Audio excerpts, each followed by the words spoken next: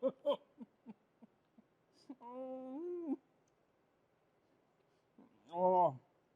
oh.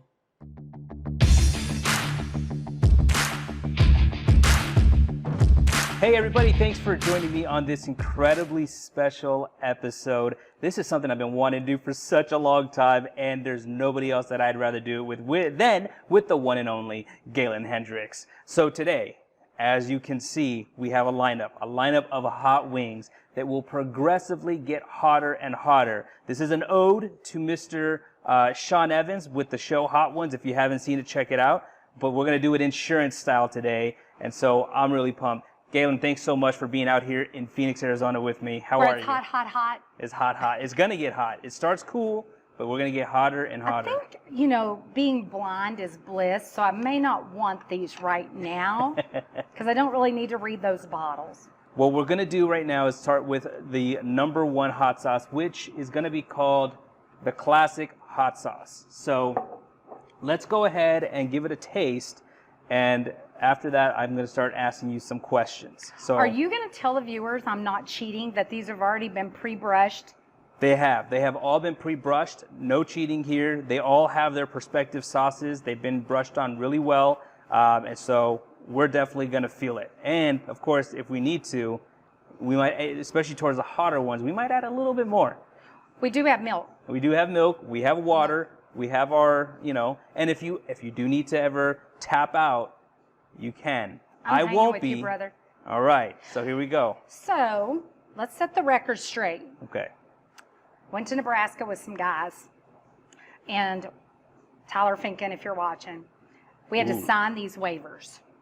And me and Sean, my son, are there, and we're going up, and I'm like, "You feel anything? Nothing. You feel anything? Nothing." Get to the top one, y'all. It was nothing. I was really worried about our corn huskers. Yeah. That they just... They may not know what hot sauce is. No.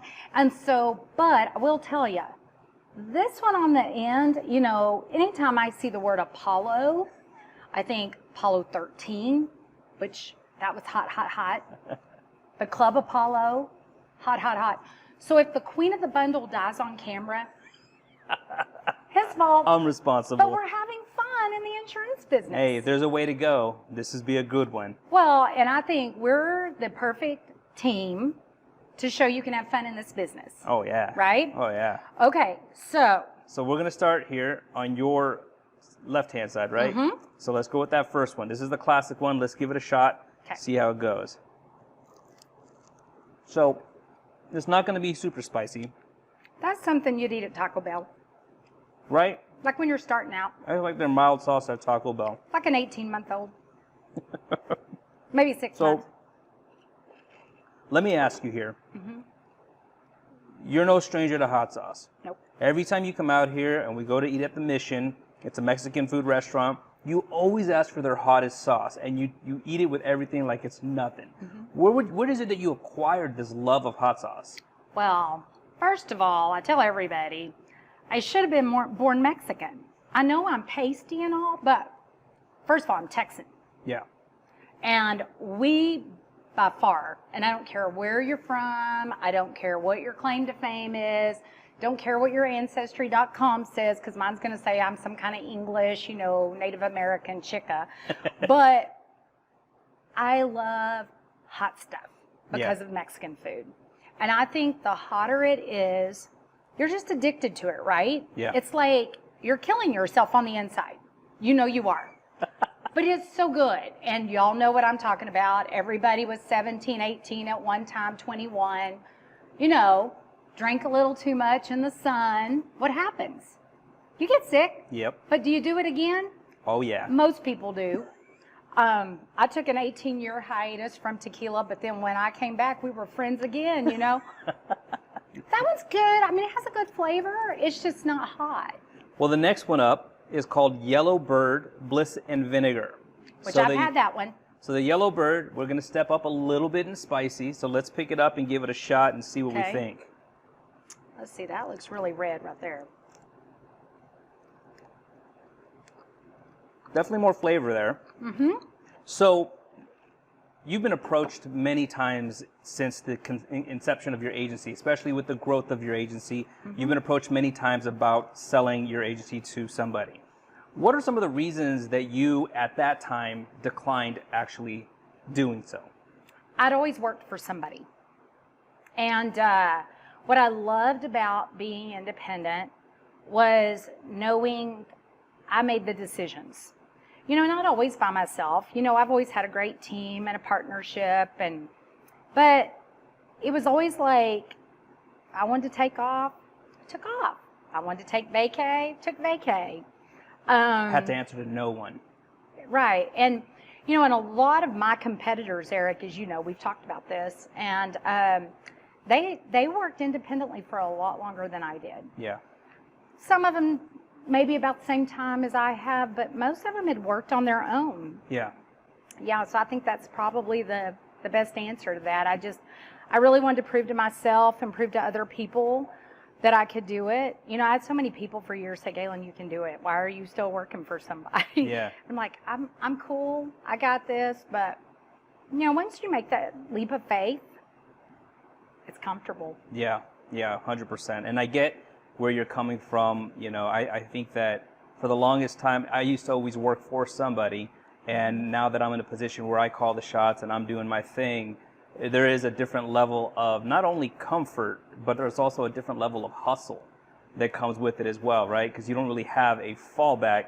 But I think that when you're at a certain level, you don't really worry about fallbacks anymore. You worry just about upward momentum, you know, upward trajectory. So, Well, and I don't know about you, but I think all successful people are accountable.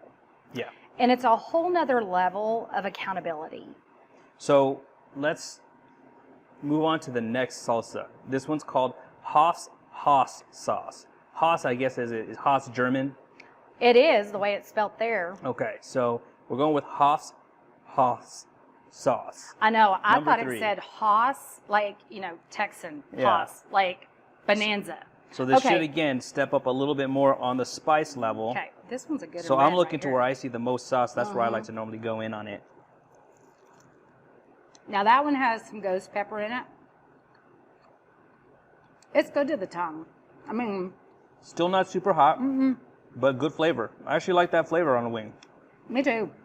I could do more of It'd that. be better on a hot dog So, or taco. in speaking, you know, in that, regarding that same question, right? Why you didn't sell before?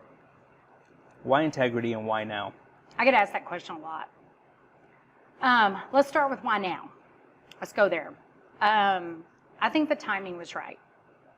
I'm going to be 59 this year. My husband, as almost anybody that has ever even looked at my social media knows, my husband is 10 and a half years older than me. And then my business partner is like 40. He just turned 45. Yeah. So we got a 14 age difference there. And it was just, to me, I was like, okay, are we all in the right specs for this to be a good thing? And they'll tell you from the beginning, I said, we three have to agree. Everybody knows me and my rhymes. And I wanted the best for my employees. You know, I always worry about death simply because, you know, I've talked about this many times about my father dying at 52. My mom died at 72. And I wanted to make sure my employees were well taken care of. And I think one of the things that you start worrying about when you're competing, who knew the Great Resignation was coming along? Yeah. You know, shoot, hindsight being 2020, I could have got the best of talent this year. But I think I already have such amazing talent that I wanted them to be treated very well. And, you know, like anybody that's in my position, you get approached by everybody, and we had been for a long time.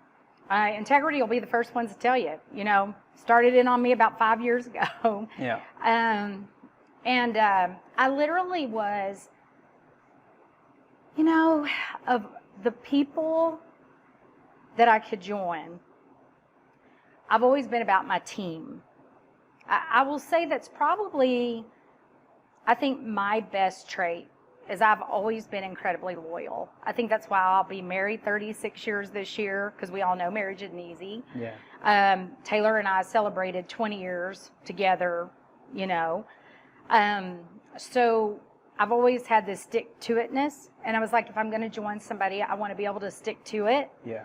And all of my friends, the people that I respected the most, you know, that you admire the most, you know, I don't go hunting and all the stuff that all the guys do, but I grew up with a dad who took me camping, who took me fishing, and, you know, we hung out around the campfire a lot. And, you know, Anthony Chapman and Mike White years ago said, we want people in our group, and this was back when we were just diamond partners.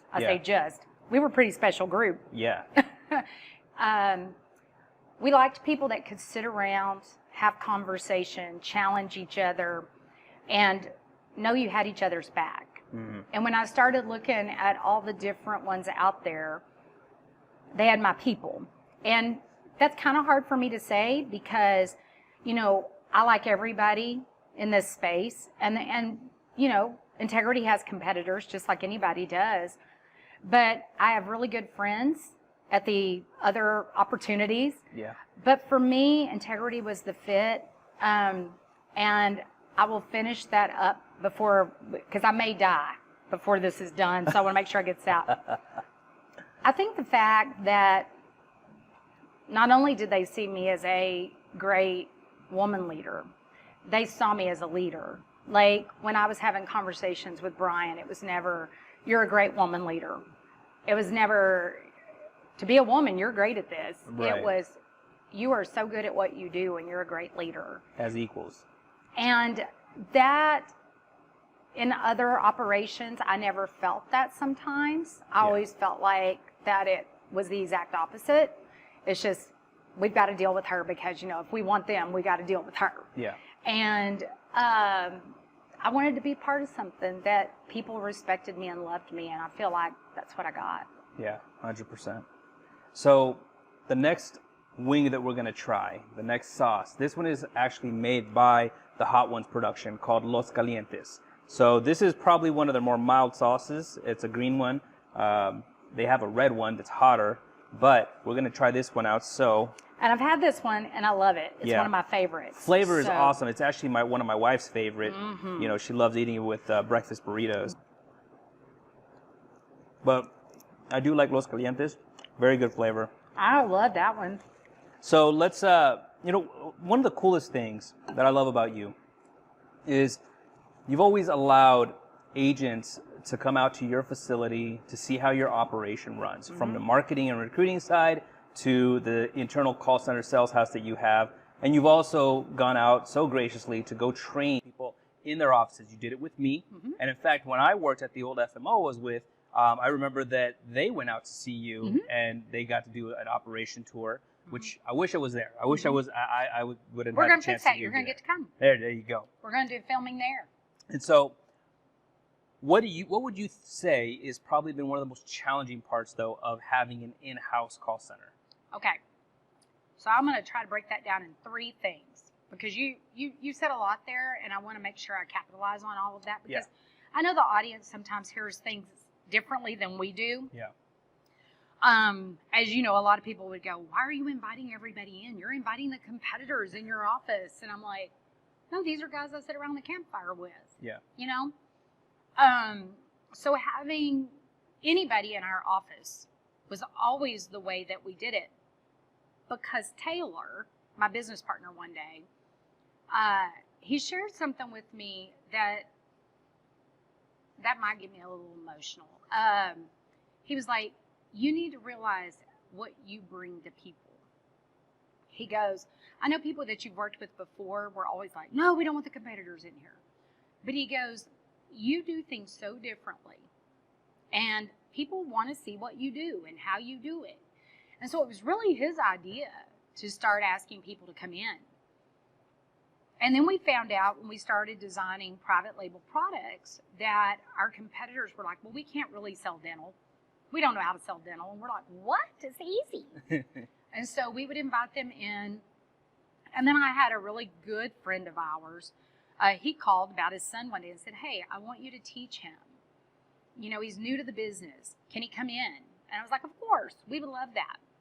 And what I got out of it was just a lot of joy. Watching somebody, it's like when I love to cook, as you know. Yeah. Making dinners, drinking, having a cocktail, you know, like after you and I've worked hard, I just love to go and sit and just talk about whatever. Yeah. Like I felt like I knew your family long before I ever met them. Yeah. And I think having people in our office is now like cooking a meal for someone. It's like you get to see them enjoy the fruits of your labor, and then they take what you teach them and they go out and they're successful, and they'll call you and they'll say, "Can't even believe I did that." Or then you'll have somebody that struggles. They'll go, "Oh, you made that look so easy." And I think that that's a big deal. But, you know, I think the bottom line question you asked was, what I get out of that? What are some challenges that you have? What do you see are Oh, some of the with the biggest challenges you internal have? call center. Yeah. Sometimes hot sauce does make your mind go. No, it's called 58 going on 59. You know, I'll say this. I think anytime you run any kind of a career force, you've got the almighty broker out there trying to recruit them away because they see their name in a newsletter. And I always tell career agents, you didn't get successful just by yourself. If that was the case, you didn't need me to begin with. But when you came here, you weren't making any money. Now you're making 6 figures plus, and it's all you? I don't think so. Right. And I think that's the hardest thing for anybody running a career force, because you invest so much of your time and your heart. It's not even the money. It's what you do for somebody. And I can tell you stories of where people have just, to put it bluntly, and anybody that knows me, they know I just am blunt. Put it out there. You know, we joke around, you know, I say this when someone says, "Let me be honest with you." And I'm like, well, I would rather you tell me when you're not honest. That's easier for me. But I think transparency is what they're really trying to say. Yeah. You know, I'm going to be totally clear and upfront with you. And if you don't like it, well, I warned you in advance, like the hot sauce, right? It's heartbreaking when you've worked so hard with somebody, you've advanced them money, you've paid their car payments, you've gotten some of them out of jail. And they come in and they're like, "Hey, you don't pay me right. You're not fair to me. You don't do this for me." And you really just want to get up and go, how ugly are you? How greedy are you? That's what you really want to say when you own it. Yeah. But you don't. You go, okay, well, you know, the door's always open. But I was talking to Cody Askins about 3 years ago before I started going on his conference tour with him. And he asked me that question. And I sat back before I answered it. And I'm going to get that sound bite from him one day, because I literally, out of my mouth, was shocked what came out. And I said to him, I said, you know, it's kind of like when you raise your kids. You know, you want them to go out eventually and be on their own. You just want a little bit of credit. You know, like, hey, my mom and dad are pretty good people. You know, my son doesn't leave home and doesn't say, "I paid for my college education." Yeah. Because he knows he didn't. He doesn't leave and say, "My parents didn't do anything for me," when his friends know that. And I think when you're running a call center or career force and an agent leaves and they badmouth you, and they do.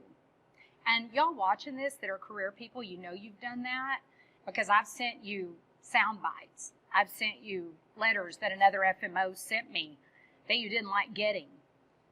And they were like, "Well, I didn't say that." Well, it's in your handwriting. Yeah. You signed it. You know, it's hurtful and it's hateful. And I just wished if somebody wants to leave that they would just say, "Hey, I think it's time. Yeah. You know, I want to go try this. I appreciate everything you did for me, but it's time for me to go." I have so much respect for people that do that. Yeah. And I know you've had people do you, just like I talked.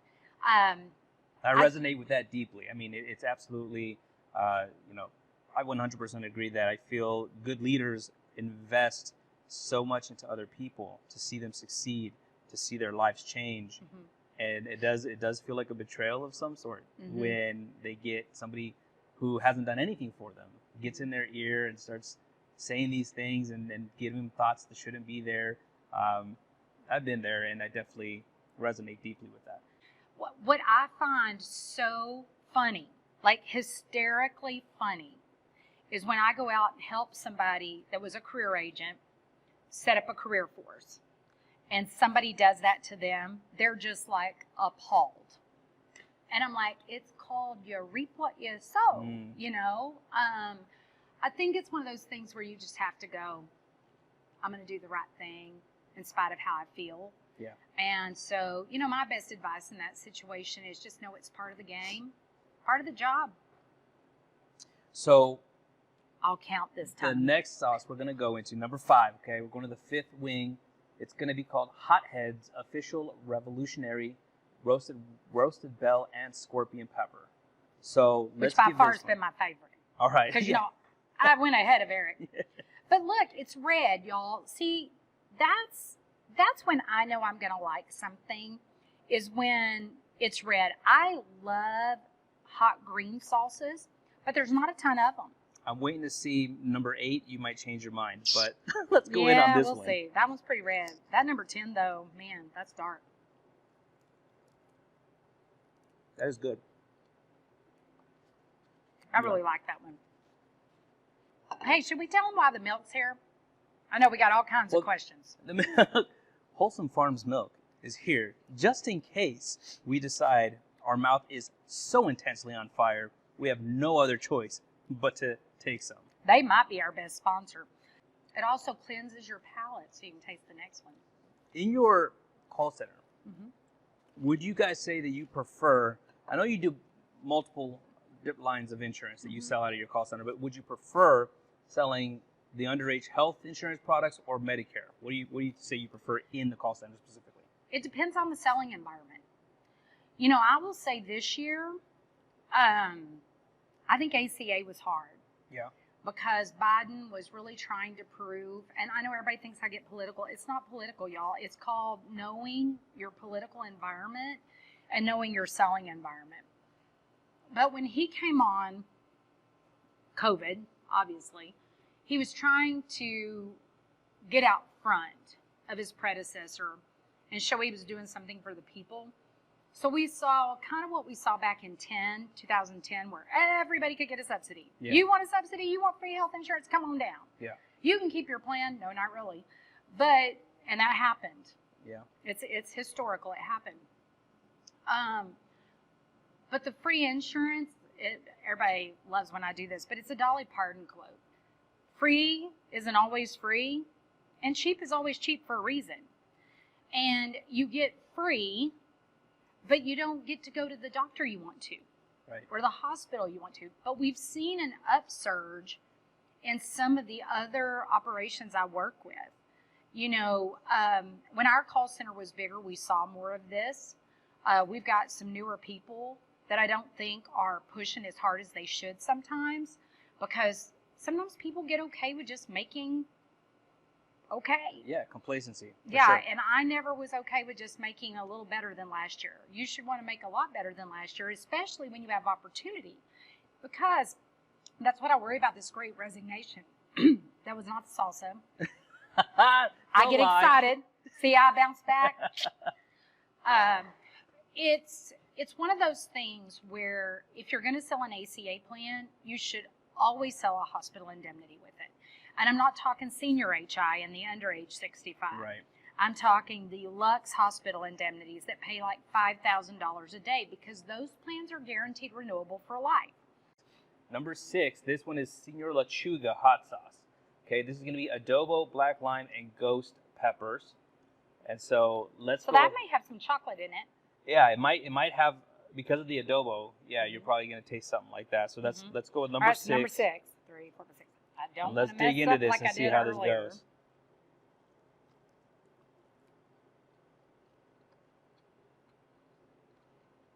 A little bit of cinnamon flavor. Interesting. I think it's more cinnamon chocolate mix. Mm-hmm. It almost tastes like a hot cocoa. Now that you've been in the ACA market, though, a few years, because you've been one of the originators in that market. Yep. So now that you've been in it a few years and you look back at the income that's coming in from both the Medicare side and the ACA side.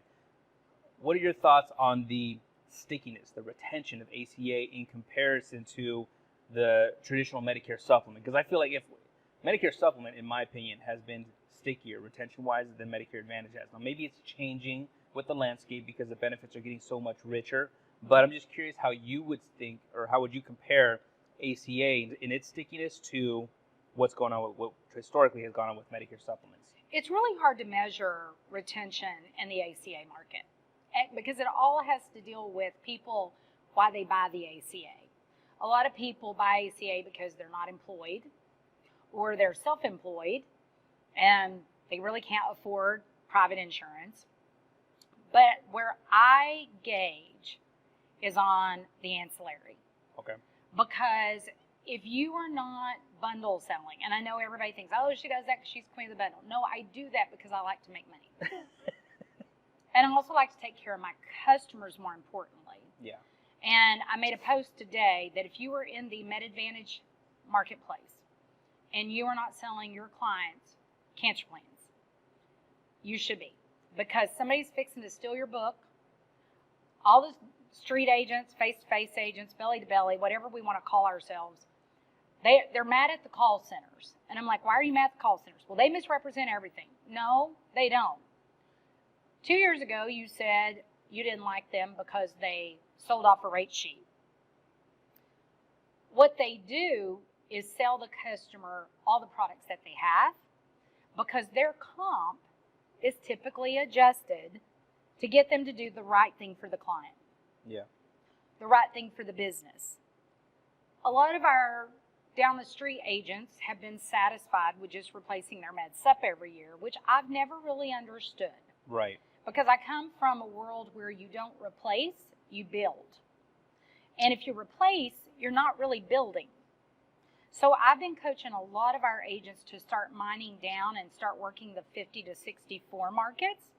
And the reason that is because Spouse in the House helps you get more med sup business. It also helps you get into clients that have group insurance currently, and you can sell them something because they may be retiring next year. Yeah. They may retire at 59 or 60. That gives you the opportunity to build them the best package of protection at the most opportune time when they're younger. So the next salsa we want to try here is actually one of my favorites. It's Butila Fire. It's called Chile Lengua de Fuego. The reason I like this is because you're going to taste citrus in it. And I love citrus, probably more than spice. But if you combine them... I told you that one looked good when we sat down. Yeah, you combine them, they're pretty excellent. So let's give this a shot. Not had it yet, so this will be a new one. Let's see. I'm trying to find it right here.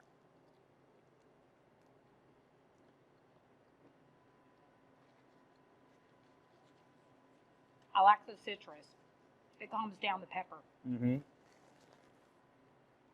The pepper on this hits a little bit later, but I love how forward the citrus is because, again, it's one of my favorite flavors on almost any food. That's my favorite of all of them right now. So, Very good. Lots of agents who start to see a little bit of success immediately start thinking about scaling. Mm-hmm. Rightfully so. So they either think about, okay, I need to start recruiting agents to start building my agency so that they can write business and I make my override. Or they think about, I want to start a call center. So what would be some advice that you would give an agent to help them decide maybe which path would be a better fit for them? Or maybe even if one of the options is not just to recruit agents or to call center, for some it might just be to continue being a solo agent with just some admin. Like, what are some good points that they should think about to guide them in which way they should go? I think that's a great question. I think the first thing I would tell anybody is if it looks easy, the person you're working for or with is doing it fantastic because it's anything but easy. Yeah. So I would take that to the mat because it's not going to be that easy for you. You may be the most fantastic salesperson on the planet, but I always tell everybody I work with, when I look at great coaches, they weren't always great quarterbacks or great running backs or, a 400 average hitter. Right. Because I think it takes both of those to have a winning team. So what I would tell you is, if you were going to go out on your own, I would first of all go out on your own. And I would try to sell as much as you can, as fast and as hard as you can, and build your book. Because there's nothing more valuable to an entrepreneur than their business, their book of business, no matter what business model you're in. That's first and foremost. The second thing I would do is I would hire an admin before I would ever hire agent one. It's great because the PNC agents figured it out years ago. Put that admin on the phone, have her line up your appointments, set them up. When I was doing personal production, that's what I had. Yeah. And there's nothing better than going out and having 10 appointments a day. Not 10 leads a day, 10 appointments a day that somebody you trust has sat for you. And then you've got 3 to 5 years under your belt. Then it's a very simple thing to step away from that and start managing that person. You need to make up your mind if you're going to be a coach or if you're going to be a personal producer. The people that are on these platforms out there saying, hey, come work for me as the FMO because I do it every day, run. You're not going to have a coach. You're going to have somebody you're competing with. Yeah. And that's not good for you if you're just starting out, because that person's going to kick your butt every day. And a lot of people they'll tell me, well, that's what they need. I'm saying, no. When you start a workout regime, what is the first thing a good coach tells you? Stretch. Yeah. Warm up. Warm up. Don't go lift that right now. Do you know how long it's taken me to lift that? So if you're competing with your boss, that's never going to be a good thing. As a matter of fact, your boss is not going to be able to be the leader that he or she needs to be because they're worried about kicking your butt. Because I can tell you from personal experience, when you're competitive, that doesn't leave your system.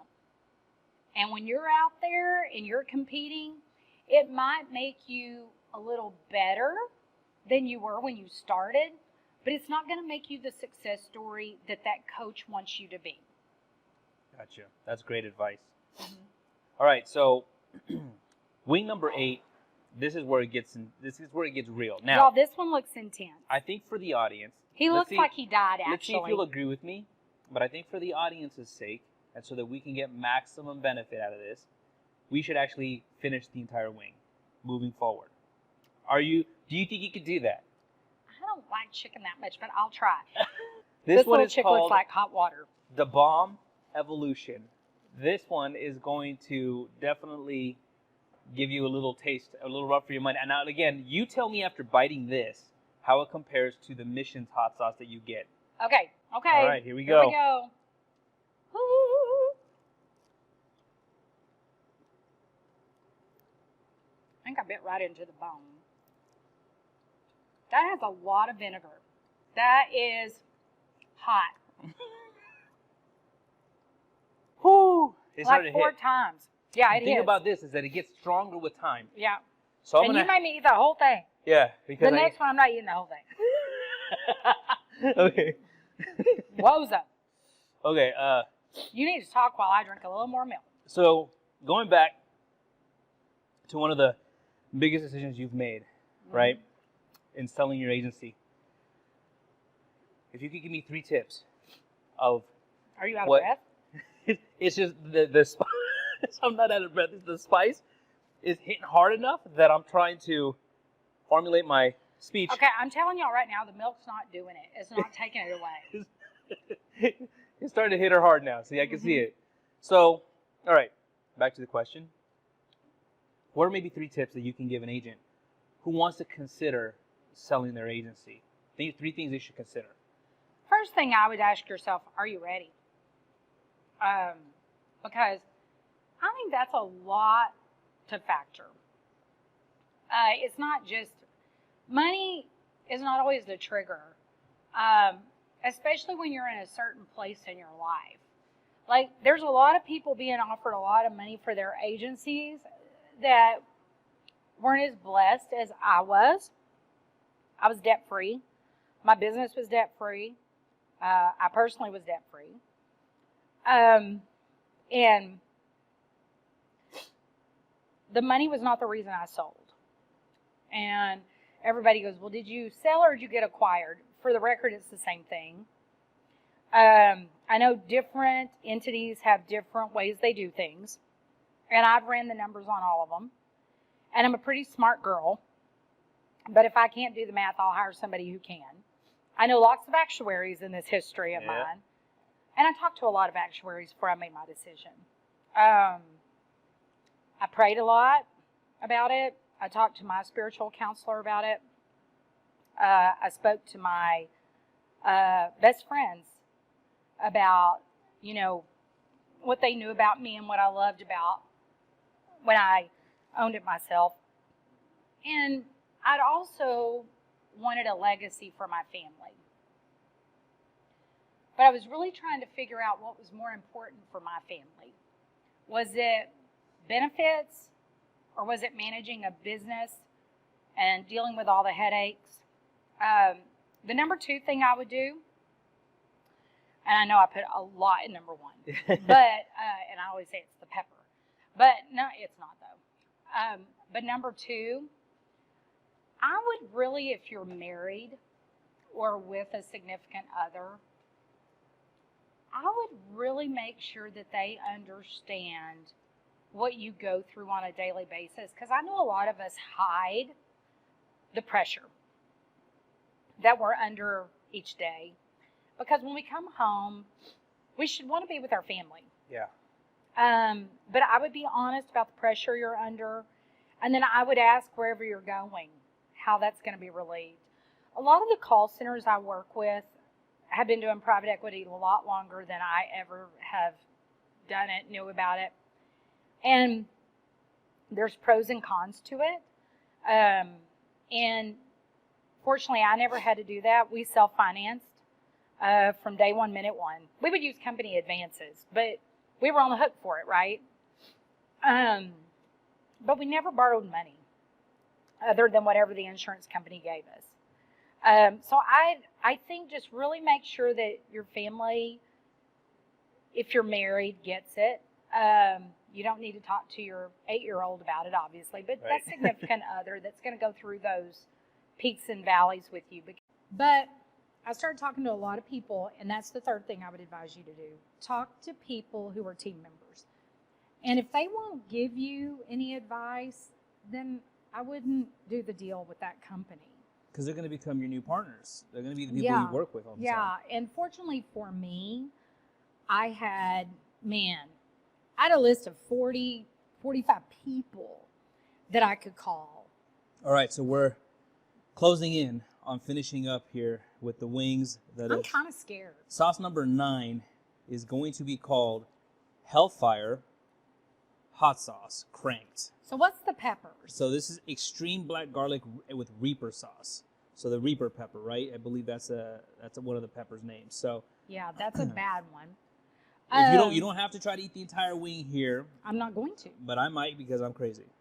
Okay, so Don't wing challenge number me 9. like that. Wing number 9. Here Y'all we don't go. want to pick me off the floor. Okay, my mouth is now good. So staying alive. Best Bee Gees song ever, by the way, Staying Alive. Okay. That one's not near as hot as that other one. Keep eating. We got more. He's telling me when it gets back in my throat, it's going to be bad. This is when you know you're with somebody you can trust with, by the way. If somebody goes, oh, okay, and let you eat the whole thing, and then you're on the floor, probably not your friend. Just going to say. I am your friend. It's hitting my tongue right now. Like, it took a while, but it hits. Those two should be reversed, dude. I'm telling you, that number 9, not near as hot as 8. Okay. And number 8 about killed me. Like, I was thinking I was on the top of the mountain. It about killed you. Like, dry. All right, so Apollo's making me nervous. because with Apollo, we are going to do an extra dab of sauce on it. That is tradition. So, That was not said at all. I already told you Apollo's never good. It's hitting me. Did you not watch Apollo 13? I did. Yes. We almost lost Tom Hanks. They didn't make it to the moon. We almost lost Tom Hanks. Yeah, they had to use the gravitational original pull from the moon to slingshot him back around. Eric, I'm a little worried about you. We might need to go get us a CPAP machine. It's hitting it. Hey, but you need the rest of yours, so you don't know. Dude, I ate the Crispies.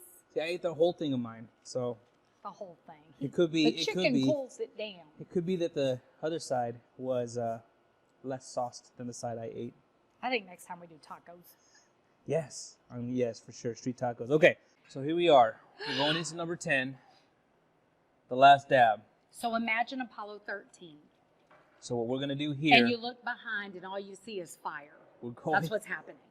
We're going, the wing is already sauced, okay? It's already sauced, but we're adding more to it. I wished I had some Tostitos. I don't know if you're going to want to dip this in Tostitos, but we're definitely going in on it. But I can crunch those as I'm doing it. This is the real, I should have got me a brush. So you know what I'm going to do, because I don't want to use my finger. Here's what we're going to do. Brush it around. Yeah. All right. You can see I've been around a campfire, too. I don't mind using a napkin. Here we go. You ready? Ooh, I feel like we should have a theme song. Dig in.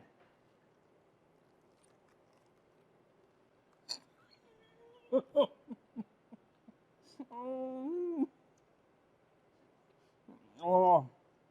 Oh. If you don't put whoop, there it is on the soundtrack, holy moly. I'm not dying like I was, though, on that bomb. Woo. All right, so as we round off here with 10 wings and the progressive hotness, what would you say is going to be the top priority for the Queen of the Bundle in 2022?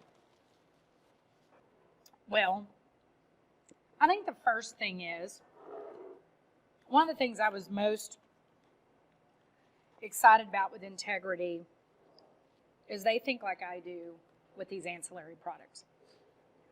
I know everybody wants to write more. He's dying, y'all. I know everybody wants to write more ancillary as carriers because honestly, they have to make a profit. And the more products you write, it's volume. Everybody bundles sales, y'all. So the world is full of bundling.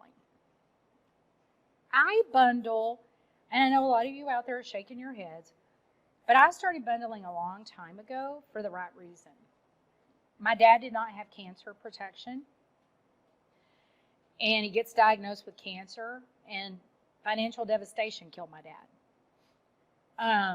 We as agents, we owe our clients the fiduciary duty of offering it.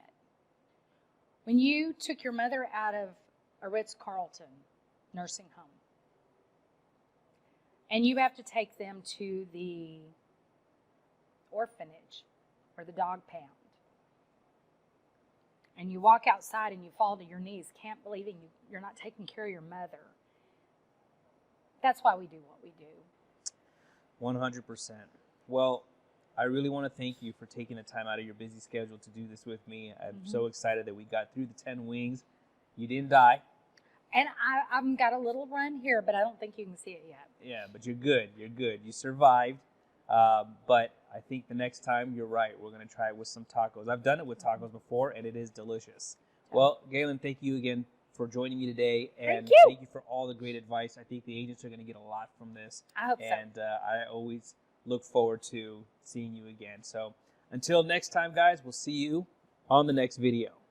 Hey, thanks for watching the podcast. If you like the content, please hit the like button, subscribe to the YouTube channel. That way you can get notified when more new content comes out. We'll see you on the next one.